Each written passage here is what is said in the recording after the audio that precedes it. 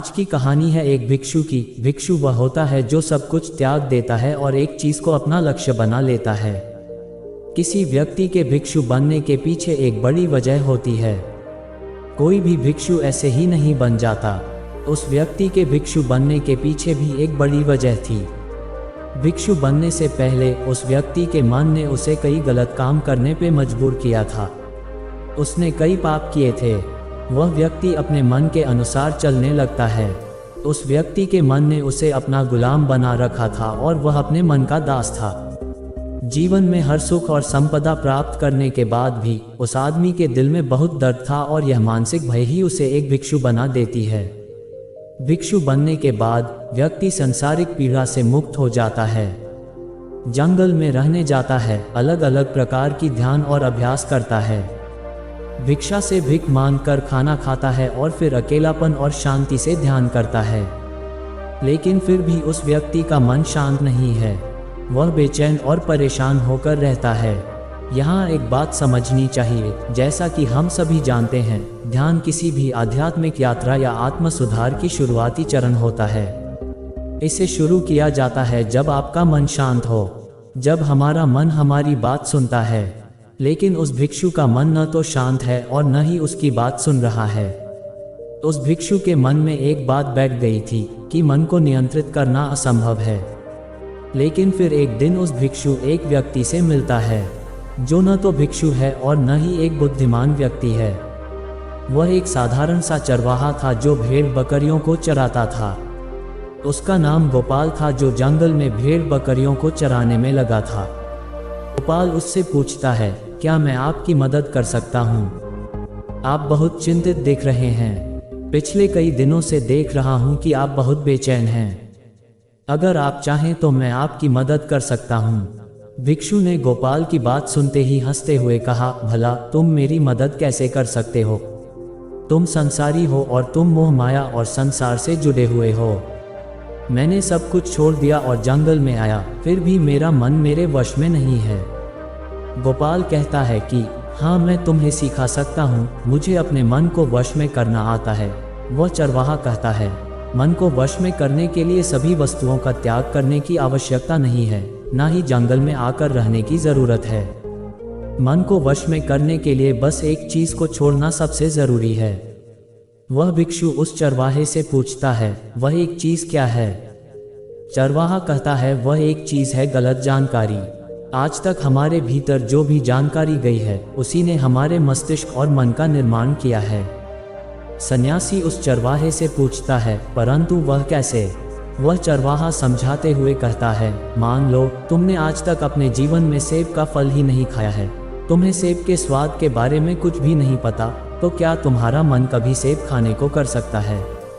नहीं ना। इसीलिए हमारे मन का निर्माण जानकारी से होता है। वह सन्यासी चरवाहे की बात से प्रभावित हो जाता है और कहता है, क्या तुम मुझे थोड़ा और विस्तार में बता सकते हो इसके बारे में?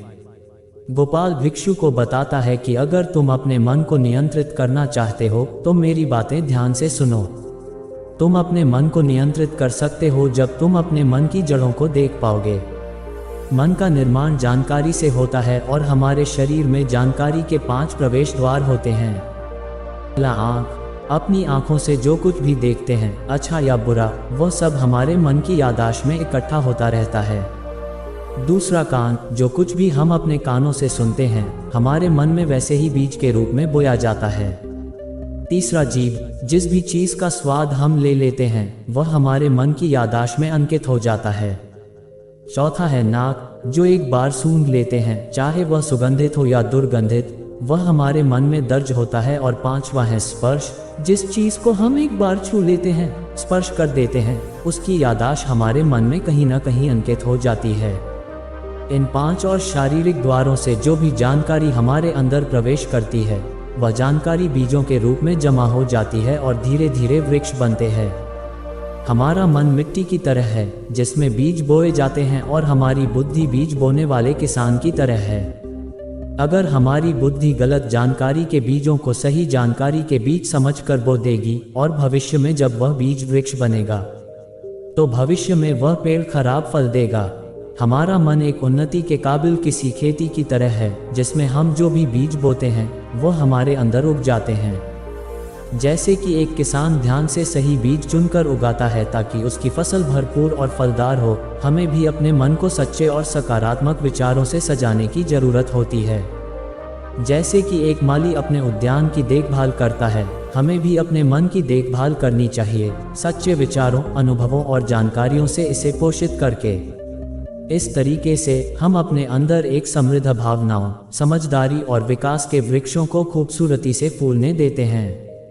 तुम्हारा मन तुम्हारे बस में इसीलिए नहीं है क्योंकि तुमने पहले से ही अपने मन में बहुत सारे गलत बीज बो रखी हैं और अब वह बीज बड़े वृक्ष बन चुके हैं। वह सन्यासी उस चरवाहे से पूछता है, अब मैं क्या करूं?